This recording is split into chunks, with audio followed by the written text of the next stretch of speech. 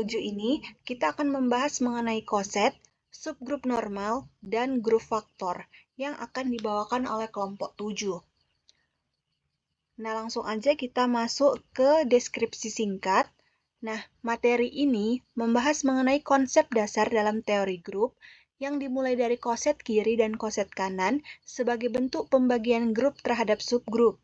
Selanjutnya, diperkenalkan konsep subgrup normal, yaitu subgrup yang koset kirinya selalu sama dengan koset kanannya, yang menjadi syarat penting dalam pembentukan struktur baru.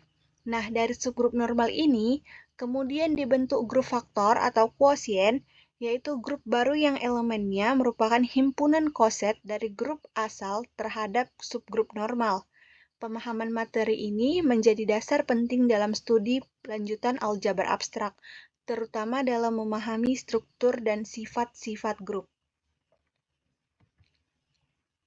Nah, yang pertama kita akan membahas mengenai koset. Di sini ada teorema 7.1. G grup, H adalah subgrup dari G, terdapat A, B elemen G, berlaku. Yang pertama ini, elemen A berelasi dengan B menurut relasi kiri, jika dan hanya jika hasil perkalian invers A dengan B merupakan anggota dari H.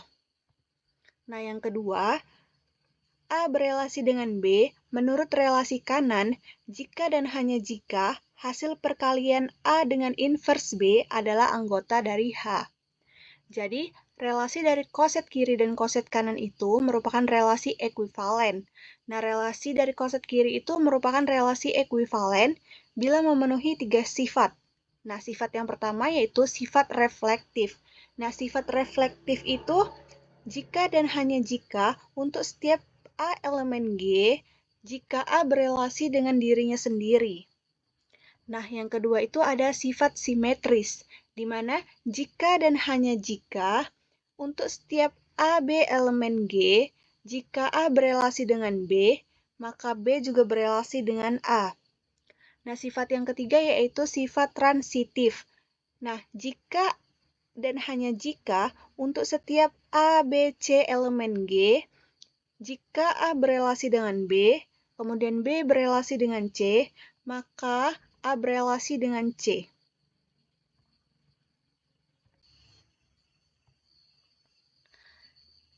Nah, di sini ada definisi 7.1.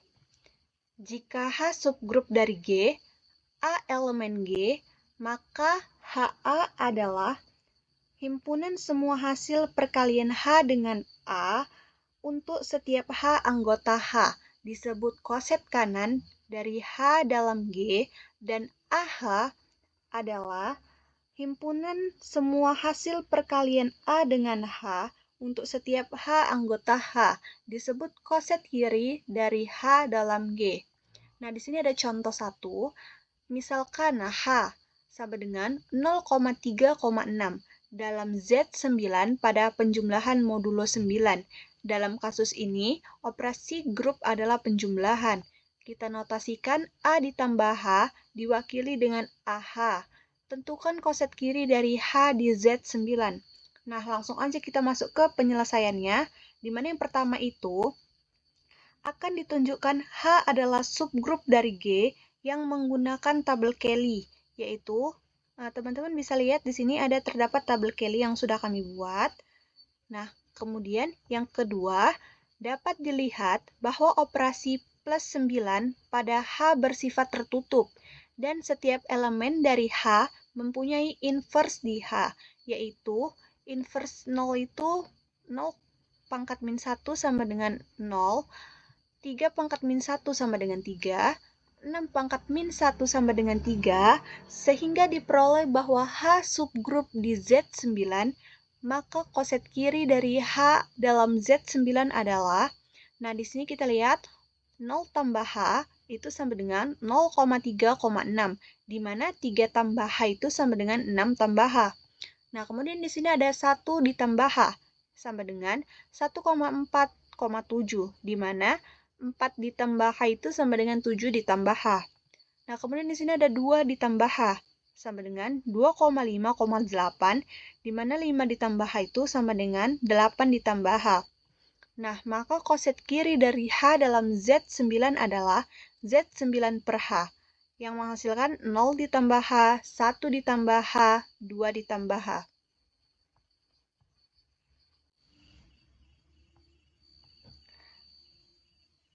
Kemudian di sini ada teorema 7.2. G suatu grup dan H subgrup dari G, terdapat A elemen G, maka terdapat korespondensi satu-satu antara HA, AH, dan H sendiri. Nah, di sini terdapat bukti, bangun pemetaan beta dari H ke HA dengan beta dari H sama dengan HA untuk setiap H elemen H merupakan pemetaan injektif dan surjektif. Nah, yang pertama itu kita akan menunjukkan bahwa beta itu injektif. Maka kita ambil sembarang, yaitu H1, H2 itu elemen dari H, dengan beta dari H1 sama dengan beta dari H2. Maka H1A sama dengan H2A, dengan hukum kanselasi kanan, maka kita peroleh H1 sama dengan H2. Jadi, apabila beta dari H1 sama dengan beta dari H2, maka H1 sama dengan H2, sehingga terbukti bahwa beta tersebut injektif. Kemudian yang kedua, kita akan menunjukkan beta surjektif.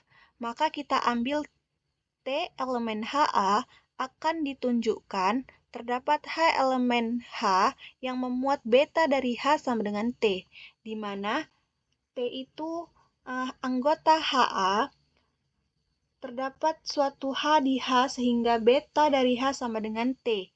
Nah, jika T sama dengan H kali A, maka H sama dengan T dikalikan dengan inverse H. Maka, untuk setiap T elemen HA terdapat H sama dengan T dikali A inverse elemen H terdapat B dari H sama dengan T.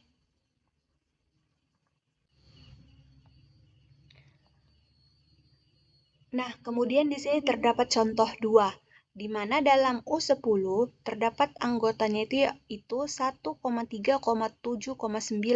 Dengan operasi perkalian modulo 10, dapat ditunjukkan setiap unsur-unsurnya mempunyai order finite. Nah, yang pertama itu, untuk A sama dengan 1, maka 1 pangkat 1 sama dengan 1, ataupun sama dengan E. Dengan A pangkat M sama dengan E, sehingga 1 pangkat 1 itu sama dengan 1, ataupun sama dengan E. Maka M-nya itu sama dengan 1.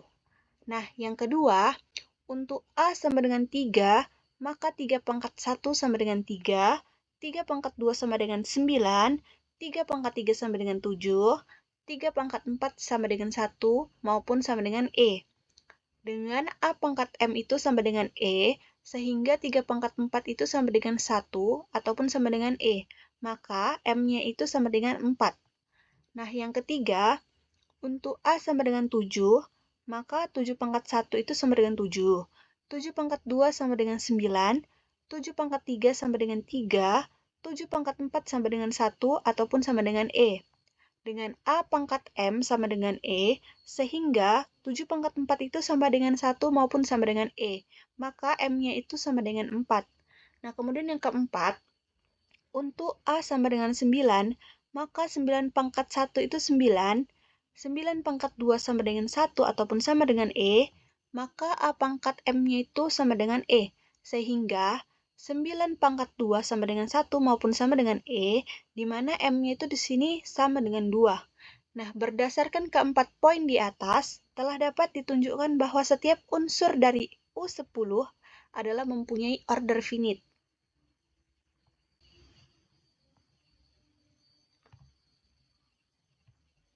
Nah, kemudian di sini ada teorema 7.3. Jika H adalah subgrup dari G, indeks dari H dalam G adalah banyaknya koset kanan berlainan dari H dalam G, yang dinotasikan dengan IG dalam H. Nah, contoh ketiga ini, perhatikan grup G sama dengan Z8, himpunan H sama dengan 0,2,4,6, dari himpunan M sama dengan 0,4. Nah, masing-masing adalah subgrup dari G. Lebih lanjut, M adalah subgrup dari H.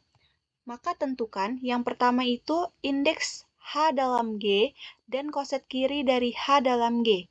Nah, yang kedua, indeks M dalam G dan koset kiri dari M dalam G. Nah, yang ketiga, koset kiri dari M dalam H. Nah, kita langsung masuk ke penyelesaiannya. Yang pertama itu, tadi kan G-nya itu anggotanya 0,1, 2, 3, 4, 5, 6, 7. Maka OG-nya itu sama dengan 8. Nah, kemudian yang H tadi kan ada 0,2, 4, 6. Maka OH-nya itu sama dengan 4. Maka koset kiri dari H dalam G adalah O ditambah H sama dengan 0,2, 4, 6. Dan 1 ditambah H itu sama dengan 1,3, 5, 7. Sehingga G banding H itu ataupun OG per OH itu sama dengan 8/4 ataupun sama dengan 2. Nah, kemudian yang B, di mana tadi G-nya itu 0,1, 2, 3, 4, 5, 6, 7, maka OG-nya itu kan sama dengan 8, seperti yang di bagian A tadi. Nah, kemudian M-nya itu sama dengan 0,4, maka OM-nya itu sama dengan 2, karena terdapat 2 anggota. Nah, kemudian koset kiri dari M dalam G adalah O ditambah M itu sama dengan 0,4. Dan 1 ditambah M itu sama dengan 1,5, 2 ditambah M sama dengan 2,6, 3 ditambah M sama dengan 3,7. Nah, sehingga G per M itu sama dengan OG per OM sama dengan 8/2 itu sama dengan 4. Jadi, hasilnya itu adalah 4. Nah, kemudian yang ketiga, koset kiri dari M dalam H adalah, nah di sini kan H-nya itu diketahui 0,2, 4, 6. Kemudian M-nya itu sama dengan 0,4. Maka koset kiri dari M adalah H adalah O ditambah M sama dengan 0,4 ditambah 2 ditambah M sama dengan 2,6. Maka H banding M itu sama dengan 4/2 sama dengan 2. Jadi kita peroleh G banding M sama dengan G banding H dikali H banding M.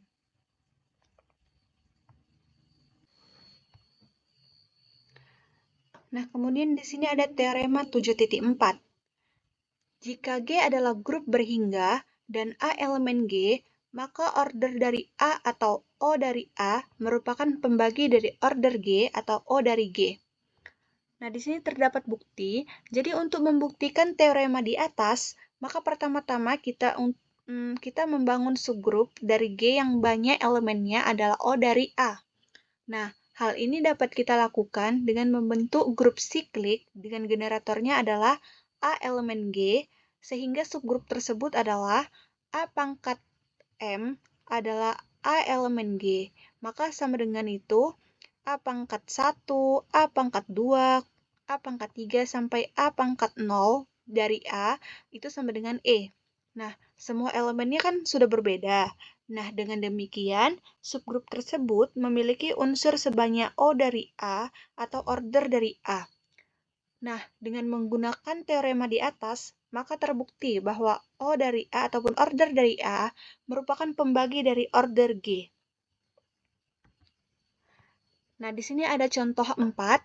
Misalkan G sama dengan 1,2, 3, 4, 5, 6. Grup dalam perkalian modulo 7. Nah, pertanyaannya itu yang A, buatlah tabel perkalian untuk G. Nah, yang kedua, tentukan order dan subgrup yang dibangun oleh 2 dan 3. Nah, yang ketiga, apakah G itu grup siklik? Nah, untuk penyelesaiannya di sini ada yang pertama, kami sediakan tabel Kelly untuk perkalian G. Teman-teman bisa lihat tabelnya di bawah sini. Di sini ada tabel Kelly-nya. Nah, kemudian untuk yang B, tentukan order dan subgrup yang dibangun oleh 2 dan 3. Nah, di sini kita menggunakan unsur identitas. Nah, unsur identitas itu E sama dengan 1. Nah, unsur elemen 2 diperiksa 2 pangkat 1 sama dengan 2, 2 pangkat 2 sama dengan 4. Nah, 2 pangkat 3 itu kan sama dengan 1. Maka sama dengan nilai mutlak ataupun mutlak 2 itu sama dengan 3. Nah, dan subgrupnya yang dibangun oleh 2 adalah 2. Maka sama dengan 1,2,3.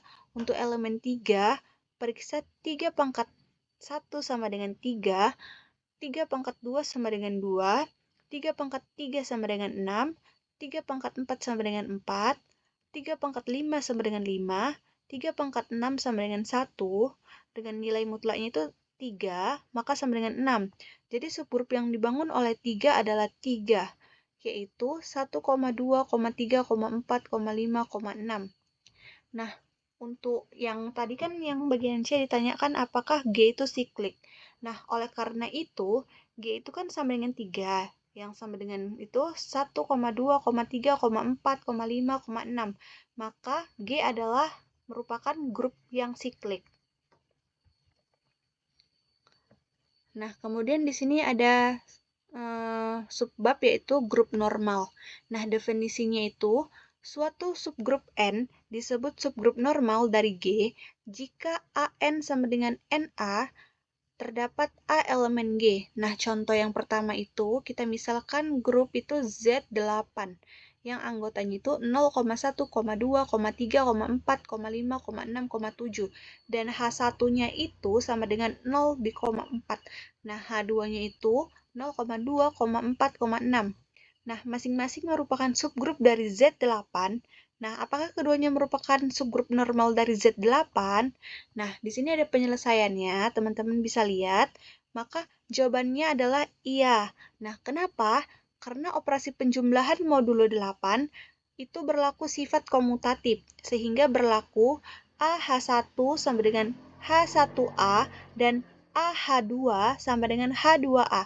Nah, di mana terdapat A elemen dari Z8. Nah, kemudian di sini ada teorema 7.5. Suatu subgrup N dari G merupakan subgrup normal dari grup G jika dan hanya jika G dikali N dikali inverse G itu sama dengan N. Nah, untuk setiap G elemen G. Nah, ada dua pernyataan di atas yang perlu kita buktikan.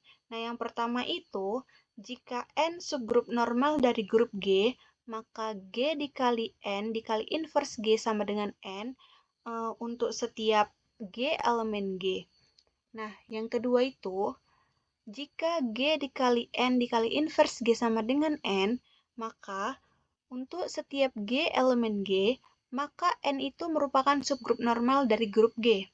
Nah, di sini ada bukti. Bukti yang pertama yaitu N subgrup normal dari G menurut definisi, maka G dikali N itu sama dengan N dikali G, di mana untuk setiap G elemen G, dari G dikali N itu sama dengan N dikali G. Berarti G dikali N sama dengan N dikali G itu untuk setiap N kecil elemen dari N besar. Nah, di sini G dikali N dikali G inverse itu sama dengan N dikali G inverse itu untuk setiap N kecil elemen dari N besar. Nah, kemudian G ini dikalikan dengan N, kemudian dikalikan dengan inverse G sama dengan N, maka untuk setiap N yang kecil itu dari elemen N besar. Nah, di sini G dikali N dikali inverse G sama dengan N, maka untuk setiap N kecil elemen N besar, maka terbukti bahwa jika N itu subgrup normal dari grup G, maka G itu dikali N dikali inverse G itu sama dengan N untuk setiap G elemen G.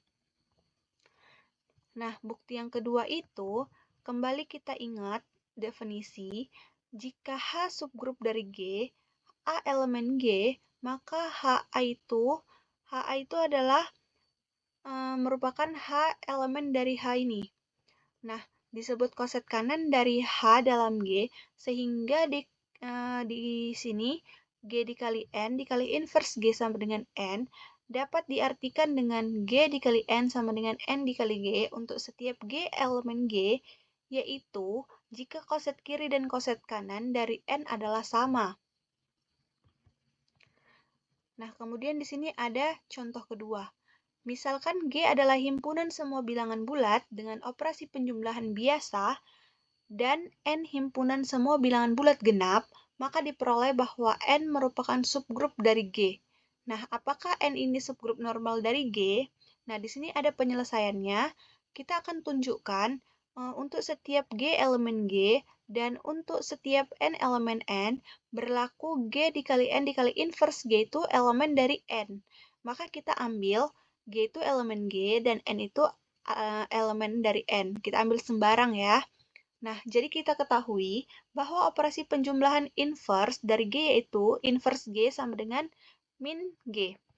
Nah, jadi kita perhatikan bahwa G dikali N dikali inverse G itu sama dengan G ditambah N ditambah inverse G, yaitu G ditambah N ditambah min G, itu sama dengan N elemen dari N. Nah, di sini kan udah dibuat di sini kan. G dikali N dikali inverse G itu elemen N. Nah, karena pengambilan G dan N ini sembarang, maka terbukti bahwa G dikali N dikali inverse G itu elemen dari N. Jadi, untuk setiap G elemen G dan N itu elemen N, maka dia terbukti. Nah, di sini kita akan membahas mengenai grup faktor. Di sini ada teorema 7.6. Jika N subgrup normal dari grup G, bangun himpunan G modulo N itu sama dengan G dikali N adalah G elemen G. Didefinisikan operasi star sebagai berikut. AN star BN sama dengan ABN untuk setiap AN, BN elemen dari G modulo N. Maka G modulo N dengan operasi star merupakan sebuah grup. Di sini terdapat bukti. Nah, operasi star terdefinisi dengan baik. Artinya akan ditunjukkan pernyataan ini berikut benar. Jika A aksen N sama dengan AN, B aksen N sama dengan BN, dan A aksen N star B aksen N, maka AN star BN, kita ambil sembarang A aksen N dan B aksen N itu elemen dari G modulo N. Nah, misalkan A aksen N itu sama dengan AN dan B aksen N itu sama dengan BN, yang berarti terdapat N1 dan N2, sehingga A aksen itu sama dengan AN1 dan B aksen itu sama dengan BN2. Nah, kita perhatikan A aksen N itu sama dengan star B aksen N, di mana A aksen B aksen N itu sama dengan AN1 BN2N, karena N2 itu merupakan elemen dari N, maka N2N itu sama dengan N. Nah, kemudian AN1 BN, karena N subgrup normal, maka BN itu sama dengan NB. Nah, AN1 dikali N dikali B, karena N1 elemen N, maka N1N itu sama dengan N. Nah, A dikali N dikali B. Karena N subgrup normal, maka B dikali N itu sama dengan N dikali B. Nah, AB itu bisa kita kalikan dengan N, sehingga AN dikali BN itu terbukti sifat tertutup, maka dia terpenuhi. Nah, selanjutnya di sini ada sifat asosiatif yang dipenuhi. Nah, kita ambil sembarang, AN, BN, CN itu merupakan elemen dari G modulo N. Sehingga AN star BN star CN itu sama dengan AN star BCN sama dengan itu ABC dikali N itu sama dengan ABN star CN itu sama dengan AN star BN star CN. Nah, kita ingat bahwa A, B, C itu merupakan elemen dari G. Jadi kita dapat membuktikan. Jadi di sini sudah terbukti bahwa sifat asosiatif itu dapat dipenuhi.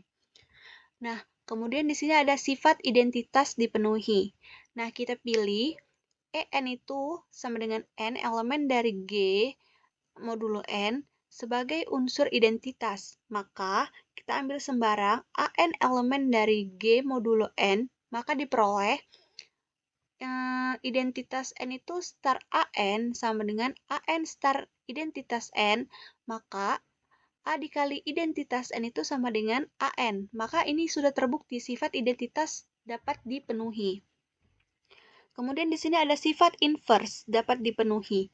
Nah, kita ambil sembarang A dikali N, elemen dari G modulo N, maka pilih inverse A dikali N itu elemen dari G modulo N, maka kita peroleh A dikali N ataupun inverse A dikali N sama dengan A inverse dikali N ataupun A dikali N itu sama dengan A inverse dikali AN sama dengan identitas N. Maka terbukti sifat inverse dapat dipenuhi. Nah, dengan dipenuhi keempat sifat tersebut, maka G modulo N dengan operasi star ini merupakan sebuah grup. Kemudian di sini ada definisi dari grup G modulo N pada teorema di atas dinamakan grup faktor dari G modulo N atau disebut dengan grup faktor ataupun grup kuosien dari G. Nah, di sini terdapat contoh, misalkan G ini pada operasi penjumlahan Z6 sama dengan 0,1, 2, 3, 4, 5 adalah suatu grup dan H itu 2 ataupun sama dengan 0,2,4 adalah merupakan subgrup dari G. Nah, tentukan grup faktor dari G oleh H yaitu G modulo H. Nah, di sini terdapat penyelesaian.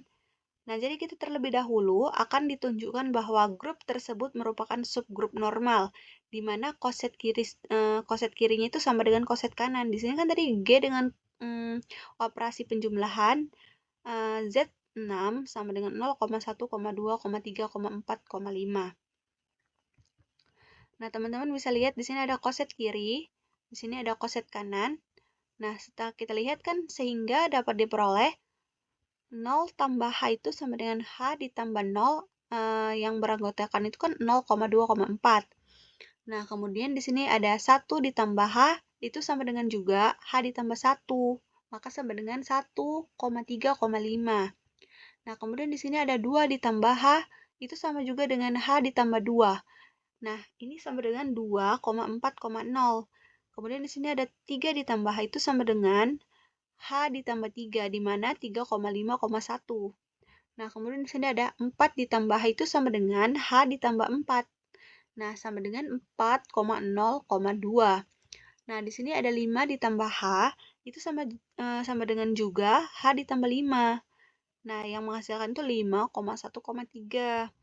Dengan demikian, kita ketahui ataupun diketahui bahwa koset kiri itu sama dengan koset kanan. Nah, sehingga subgrupnya dari H itu 2 sama dengan 0,2,4 yang merupakan subgrup normal. Nah, sekarang kita akan menentukan grup faktor G oleh H yang dibentuk dari subgrup normal tersebut. Nah, di sini kan ada indeks G per H, itu sama dengan indeks G banding H itu sama dengan indeks G per indeks H itu sama dengan 6/3 itu sama dengan 2. Nah, unsur-unsur dari grup faktor tersebut adalah 2. Nah, kita misalkan kita ambil koset kiri nih ya. 0 ditambah H itu kan sama dengan 0,2,4. 1 ditambah H itu sama dengan 1,3,5. 2 ditambah H itu sama dengan 2,4,0. 3 ditambah H itu sama dengan 3,5,1. Nah, H ditambah 4 itu sama dengan 4,0,2. Dan H ditambah 5 itu sama dengan 5,1,3. Maka, dapat disimpulkan bahwa 0 ditambah H itu sama dengan 2 ditambah H, sama dengan 4 ditambah H, sama dengan 0,2,4.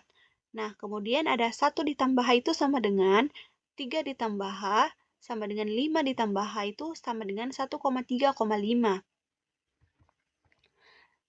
Nah, unsur-unsur dari grup faktor tersebut adalah 2, di mana O ditambah H itu sama dengan 0,2,4 ataupun sama dengan H. Nah, di sini 1 ditambah H itu sama dengan 1,3,5. Maka G modulo H-nya itu sama dengan O ditambah H, 1 ditambah H.